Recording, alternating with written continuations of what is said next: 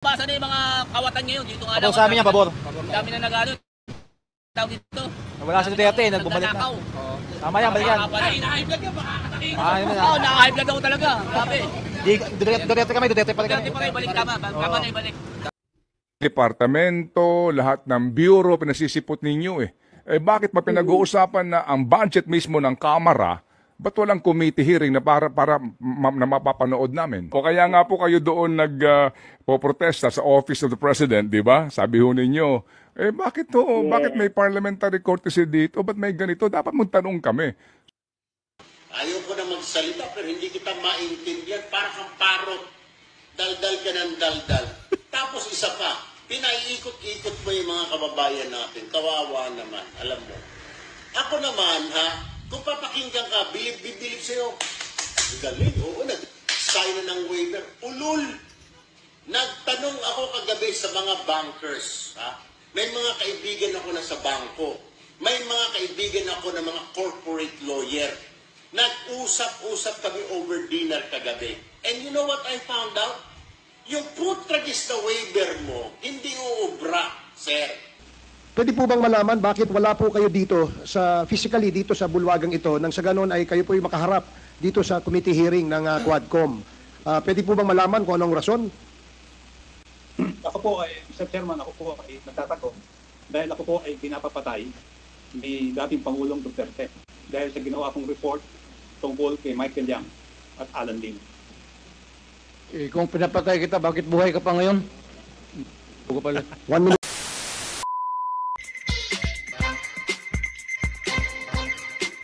Yes. Magandang hapon muli sa inyo mga kasama. Andito naman si Gurids babalik. At kung hindi ka pa nakasubscribe sa ating channel, pa-subscribe na lang po at hit mo na rin yung bell para update ka sa ating mga video. Ano meron? Naku po. Naglalabasan na ho ang mga survey. At kagustuhan ng mga taong bayan na manumbalik ang war on drugs ng dating Pangulong Duterte. Isang slides ang video, ipapakita ko sa inyo mga kasama. Pero bago natin umpisa ng ating talakayan, reaction, like yung video at share. Ito na. Para naman maganda yung pag-uusap natin. Kayo po ba ay sumasang-ayon sa kung maibabalik ang war on drugs ng Pangulong Duterte? O kung sumasang-ayon kayo, mag-survey tayo, type nyo sa comment section.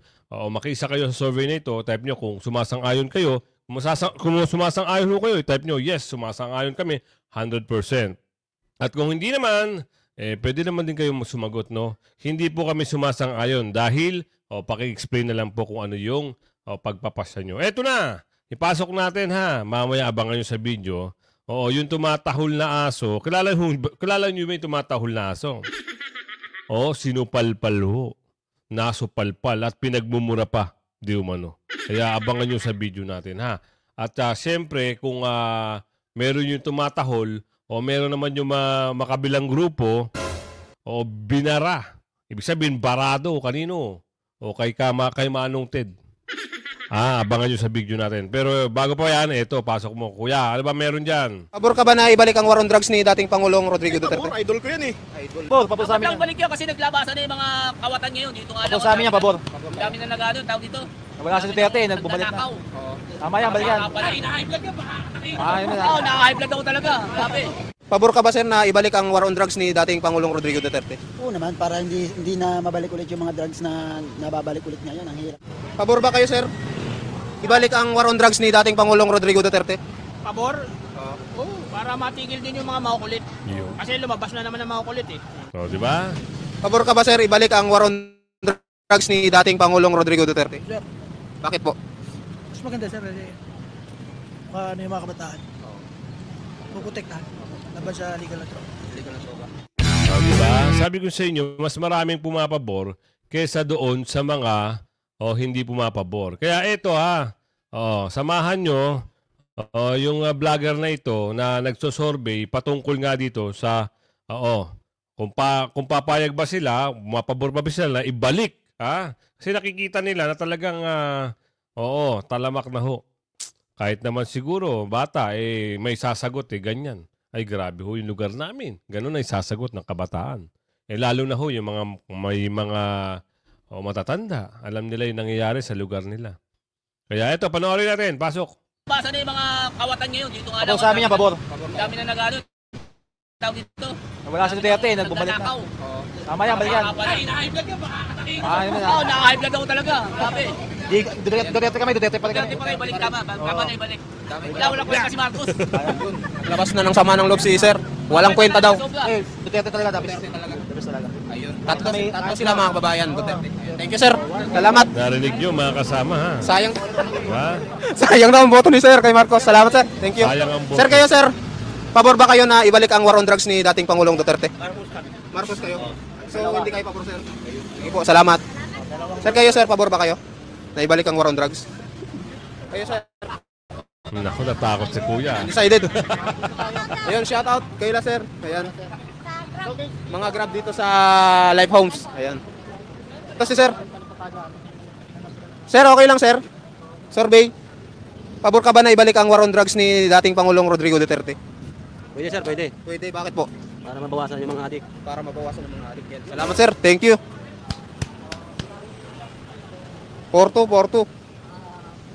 Sir, survey lang, sir. Okay lang. Pabor ka ba na ibalik ang war on drugs ni dating Pangulong Rodrigo Duterte? Idol ko yan eh. Idol. Oh, shoutout sa mga tropa ko dyan ha. Happy birthday sa inyo. Thank you, sir. Thank you. Kayo, ma'am. Pabor kayo? Pabor. Kahit Si ma'am. balik si President Duterte, pwede. Thank you. Ito tayo. Sir, okay lang, sir. Survey.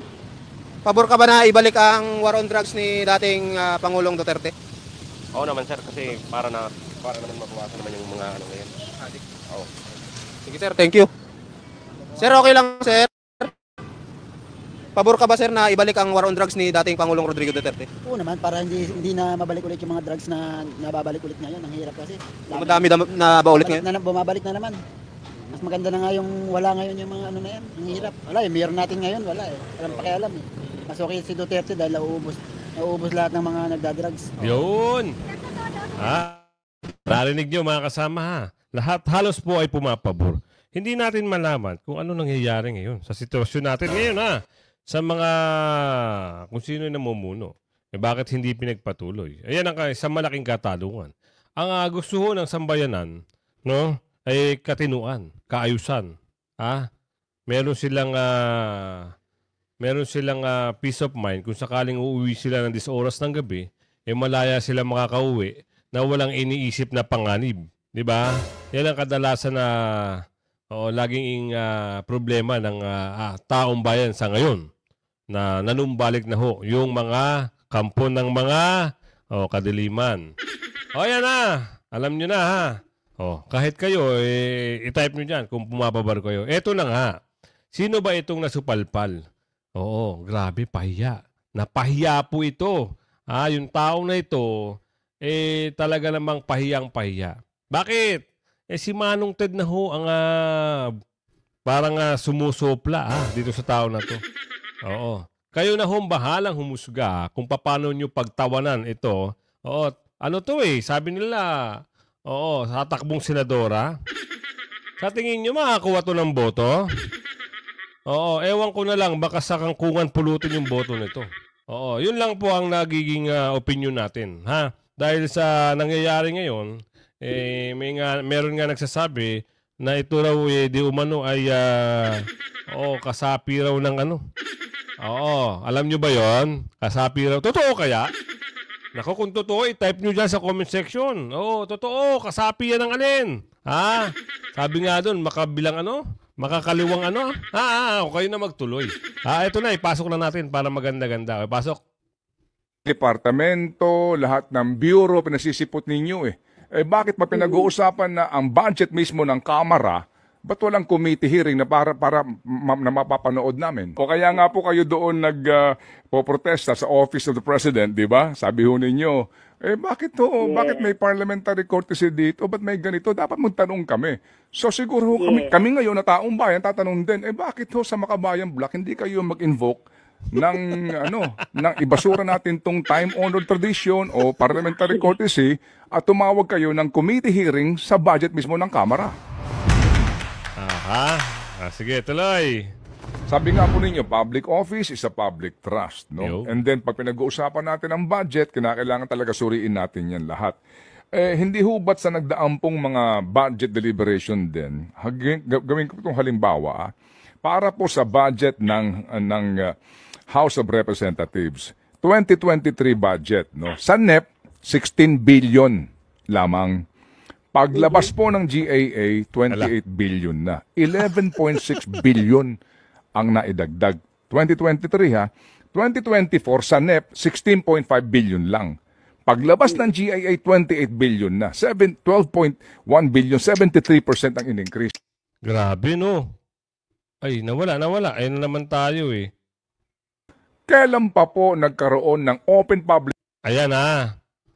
Oh, nasabi rito sa video, merong hocus-pocus na nangyari.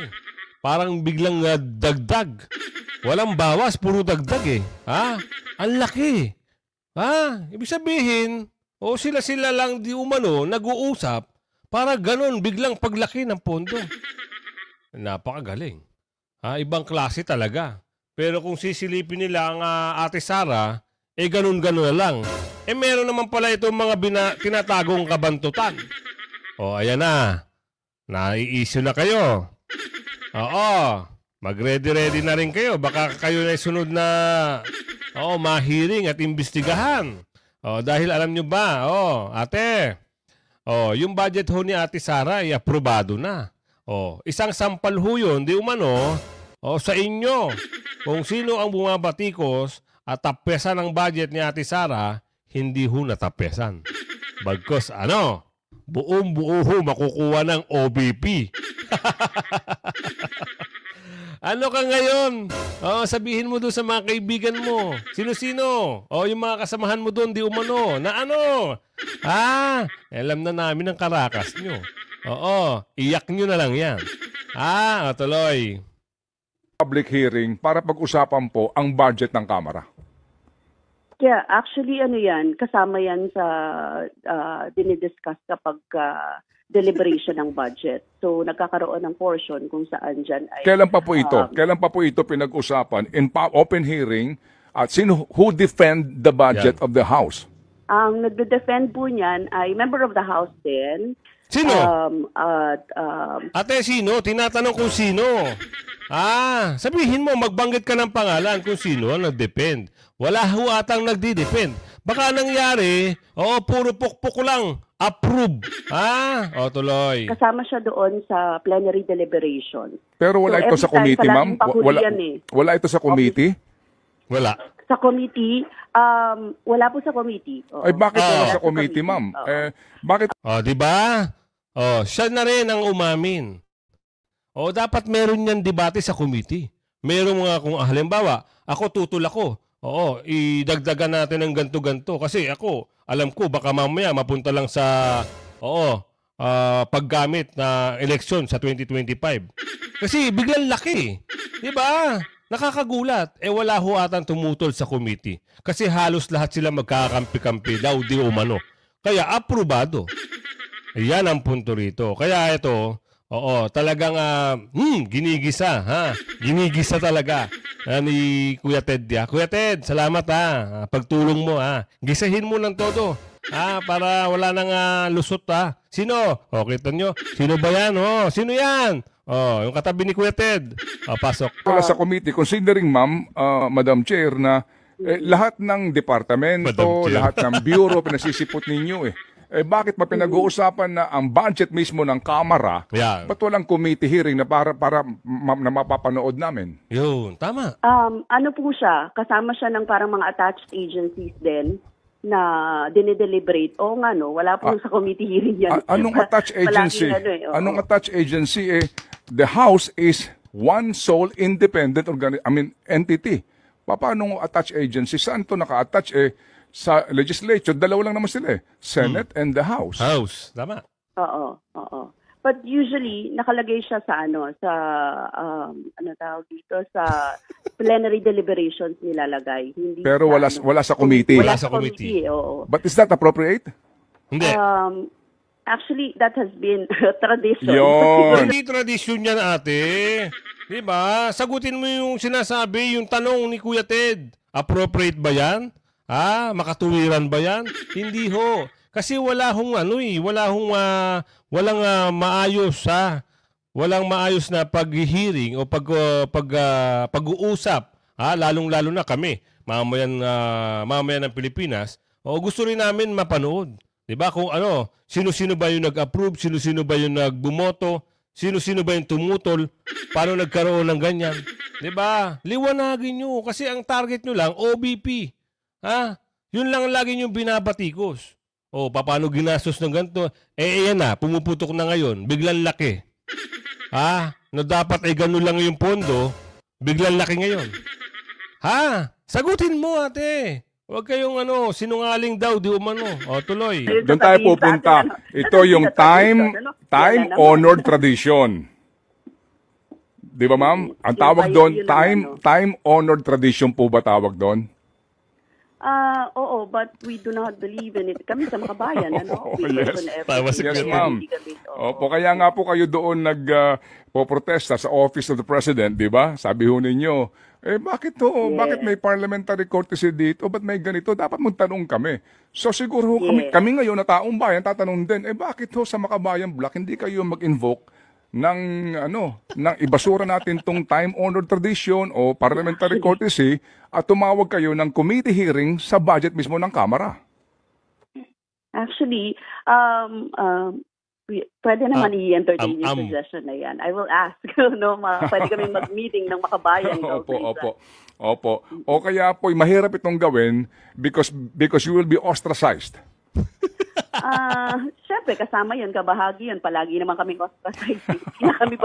Hindi na kami bago doon, Ted.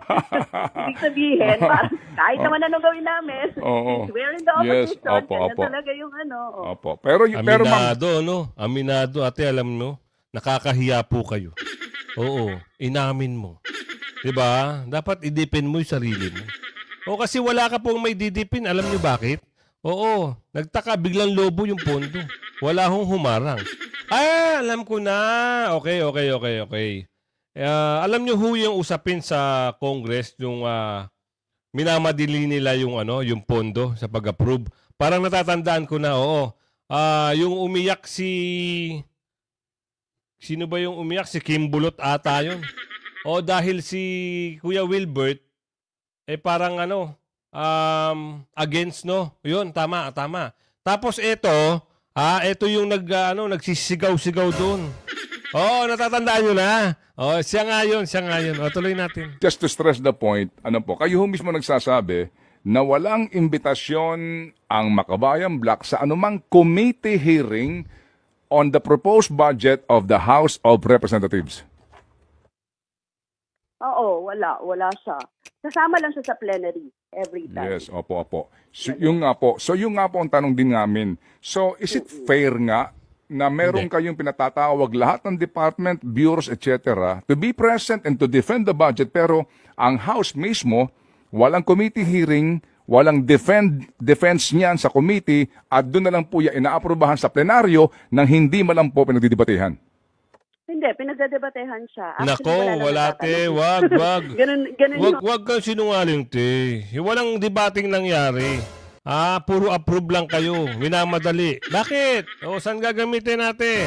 Sabi rito, may nag-comment, naku po, minamadali kasi gagamitin daw nila di umano sa eleksyon ng 2025. Naku po. Totoo kaya yun? Naniniwala ba kayo mga kasama? Kung naniniwala ho kayo, i-type nyo sa comment section. Tadtarin nyo ng comment dyan. Naniniwala kami. Gagamitin nila yan, dinagdagan pa. Para saan daw? Paghahati-hatian daw di umano. Sabi rito, naku po. Tuloy. Ano itsura niyan? Walang nagtatanong, walang parang katulad din sa Senate, ganyan din yung form nila, di ba? So, it passes, pero in-open sa plenary for deliberation. So, yun sa plenaryo siya yung time na yun. Baka takot magtanong ang mga kongresista. Tapos kami, hindi naman namin nabubusisi kasi nga, ang dami rin namin inaasikaso. But anyway, that's a good point. Opo, yes ma'am. That's Actually, a ma'am. well-taken point. Opo, pero ma'am, kami ho dito, sincerely ho, we appreciate your presence kasi tatado na lang kayo dyan eh. I mean, alam din po namin kung gaano kabigat ang trabaho nyo, ano po, kasi ang daming departamento, ang dami pong dapat busisiin, kayo po'y tatatlo laang, ano po, at sa panahon din po ng botohan, kami naman po'y tumatangkilik sa inyo pong consistent na boto. And we appreciate that, Madam Chair. Hindi po ako Madam Chair. At hindi ako magiging Madam Chair kasi Opo. minority ako. Yes, ma'am. Hindi po kasi dinadaan ko lang sa presiding officer na si Chacha. Okay. Third Yan person Madam po Chair ako. natin, Opo, DJ opo. Chacha. Kung ako ang Okay. presiding chair, gagawin po kitang Madam Chair. Okay, sige. But I cannot do that. Okay. Oo. Anyway, sige po. So, imparting po, Ma'am Arlene, dito po, ang atin lang po, paano ho namin ito ngayon maintindihan? By next week po, plenary na po ito. Yes, Opo. oo. So, Puyat na nga opo. kami. Opo, so plenary. Grabe, ang daming dokumento. Hindi Yes, pa ma'am. Yes, ma'am. ng mga ahensya. And sabi nga nila, ginusto mong maging miyembro niyan. So, yan ang mga kapalit niyan. Di ho ba, no ha? So, ngayon pong aming katanungan, ma'am, ito po lang naman po tanong and we will respect kung ano pong inyong sagot dito. So, do we expect the members of the Makabayan to also scrutinize the budget of the House? Oh yes, oo. Kasama din naman yon sa ating duty. We will. Kasama yun palagi, no? Opo. Sige po. So, abangan po namin. At kung sino, Ted, ang magtatanong, di syempre mag-aano pa kami, mag-aalaman pa kami sa Makabayan. Oo. Kung sino pa yung mag-aano. Opo. Ang hinahanap ko po sa inyo, yung inyong minority leader. Ay, baka sa nasa district po. Okay. Paano naging district? Party list siya. Oh, yun, tama. True. Sige. So, yan narinig nyo kung paano birahin ni Kuya Ted itong si ano. Biruin nyo Oo. Mga pakiwari natin dito, talagang kakahiya, no? Kung paano siya, the way niya inamin, paano siya sumagot, baka naman talagang alam niya na. Alam niya na rin siguro. Sino? Itong nakaharap dito. Eto, ano ba meron dito? Natatandaan niyo ho ba yung dating alitan kung sino yung asong tumatahol dyan sa may kamera nung pagdinig ng Pangulong Duterte?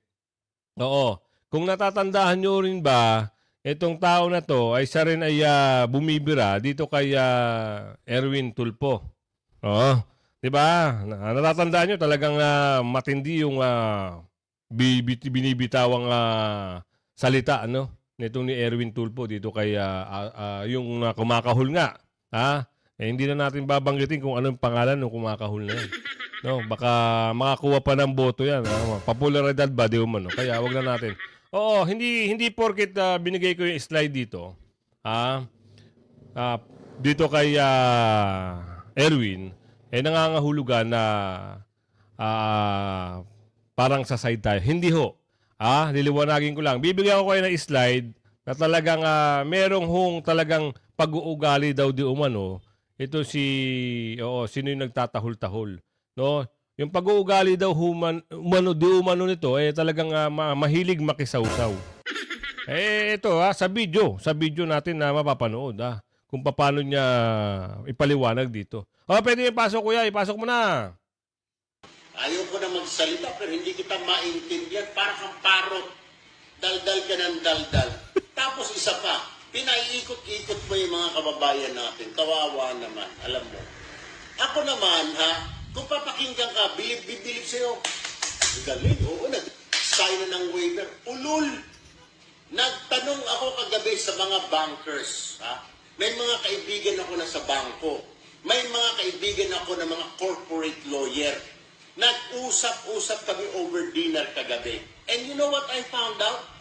Yung putragis na waiver mo, hindi uubra, sir. Yung waiver mo, pang press release. Baka hindi nga tanggapin ng bangko yan pagbibit-bitin ng tao. Bakit ka mo? Yung waiver mo, sir, kulang. Number one, para i-honor ng bangko yung waiver mo, dapat, sir, ipa-consularize mo. Ibig sabihin, kung yung waiver na yan para sa bangko mo sa New Zealand, dalhin mo sa New Zealand yan, notarize mo doon. In this case, consularize. Ang consul ang magtatatak noon na ito ay totoo, waiver ni Senador Antonio Trillanes para tanggapin ng bangko sa New Zealand. Or ganun din, kung mayroon ka sa Singapore, yung embassy na nila sa Singapore dito, dadalhin mo doon, ipa-consularize mo. Consularize ang tawag. Not notarize, consularize. Lalagyan ng seal ng konsulado o ng embahada na itong dokumento na ito ay pinirmahan ni Senador Trillanes dito sa konsulado na ito ay hindi peke. Kung walang ganun, sir, hindi tatanggapin ng bangko yon. Pinapaikot-ikot mo yung taong bayan. Siyempre, ang taong bayan may alam. Fake news. Okay, sinasabi mong naglabas ka mo ng fake news, dismayado ka. Sus Mariose, bakit hindi mo tingnan ang sarili mo, Senator Trillanes? Sabi nga ho tingin ko ho kung ako naglalabas ng fake news, o kung sa tingin ninyo, anong tawag ho sa'yo? Ang tawag, dapat ho ang tawag sa'yo, ikaw yung ama ng fake news, ha? A father of all fake news. Bakit kanyo? Sir, rewind tayo nung halalan, alright? Sinabi mo ang Mr. Rodrigo Roa Duterte ay may bilyon-bilyong account sa BPI. Alright? Ano sabi ng BPI? Wala. Mismo ang BPI na nagsabi, walang bilyon na account si Rodrigo Roa Duterte. Hindi mo napatunayan? Hindi ba sabi ng BPI? Sabi ng BPI, walang bilyon na account ang Rodrigo Roa Duterte. So, yan. Nakita nyo, ha? Mismo na ho, si Erwin Tulfo, ang nagsabi rito sa video na ito na wala ho talaga at hindi ho totoo yung mga paratang. Kaya, sabi nga niya, kita nyo, meron binitawan na salita no? Ewan ko lang kung natanggap niya yung salita na yun. Ay, siya nga pala, malapit na magpasko Merry Christmas. Sa mga kababayan natin na nasa ibang bansa, Merry Christmas po. Sa mga taga Luzon, Visayas, Mindanao, Merry Christmas po. Maraming salamat. Siyempre maraming salamat na rin at lagi kayong nakasubaybay sa ating channel. Ano naman ito? Grabe, ipasok natin yung usapin dito kasi talaga namang magugulat ka. Nasupalpal ito hindi lang natin ito na i-video pero parang pinangaralan sa pakiwari ko parang pinangaralan ng Pangulong Duterte yung mga tao dito. Panoorin nyo mga kasama para maliwanagan tayong lahat. Eto na, pasok. The names of my son and they must come here and testify in person. Huwag yung Zoom na Zoom. Hindi pwede yung Zoom na Zoom because that is not a standard of justice. Hindi pwede yung ganun. Ang pangalan ng anak ko, pati yung son-in-law ko, so I will object. Bakit tayo mag-zoom-zoom dito? Dalhin mo dito yung tao. Tama nga naman. Give the names of those persons to the committee so that they can subpoena the idiots, the other, o dalhin mo dito, paupuin mo so that the committee members and the chairman can ask questions. And we can feed our questions with him so that... Mr. President, with all due respect, when last Monday when we canceled the invitation supposedly for today's committee hearing, and then yesterday we decided that we proceed again with this committee hearing, we have sent out, we were in a press conference and I mentioned in the press conference that those who want to attend as our resource person for today's committee hearing is welcome. And that is why several of our resource persons are here. Senator Leila de Lima, Father Flavio Villanueva, Senator Antonio Trillanes, and the others. And former Congressman Nery Colmenares is also present. It is because perhaps they heard that there was a invitation that we stated during the press conference. Now, ginagawa din po sa amin ang when we ask questions to our resource persons via Zoom, it is allowed under our rules na they can be asked questions and they can also participate in a committee hearing. Kala, kuya, wait lang kuya. Sana binigyan nyo sila ng kopya na meron kayong rules na ganun. Oo, bago pa lang kayo nagsimula ng hearing o investigasyon, o pinaliwanag nyo, meron po kaming isang resource person, sa kaalaman po ng lahat, meron po tayong naimbitahan, pero via Zoom po siya.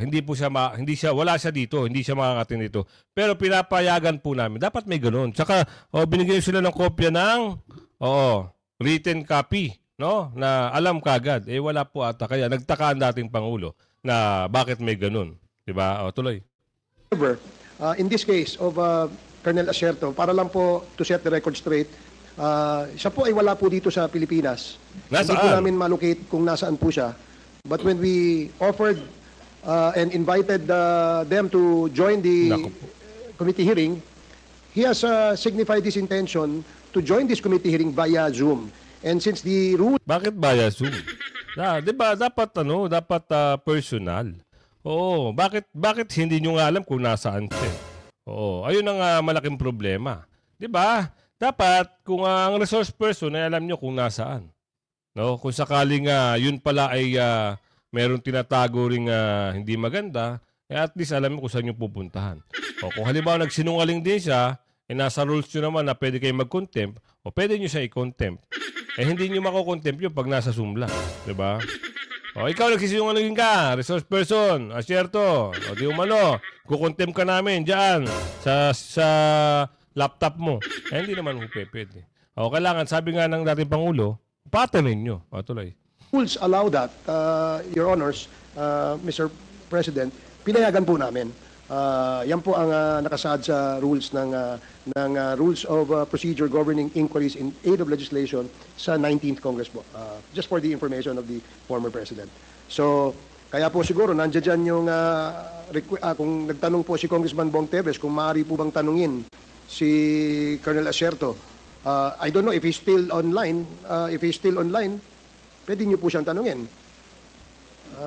Just for the information of the former President. Thank you. Please proceed, Congressman Teves. May I ask to Colonel Acerto kung nandiyan pa?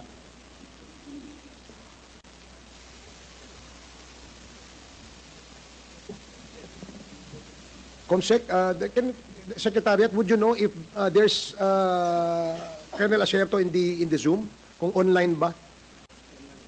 If Colonel Acerto, kayo po ba'y nandiyan dyan? Yes, sir. Dito po ako. Sige po.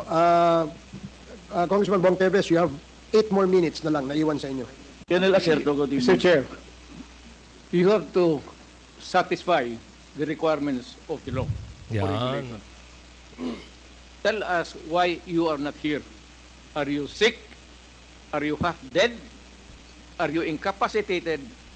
Because you will deprive the other parties participating in this hearing the right to answer or give... Pinangaralan Thank you for that suggestion, Mr. President. Yes, Colonel Acerto, bakit po kayo nag-online? Bakit po wala kayo dito physically present dito sa bulwagang ito? Sorry po, hindi ko po maintindihan. Bakit po? Paano po yung audio? Ulitin ko po, Colonel Acerto.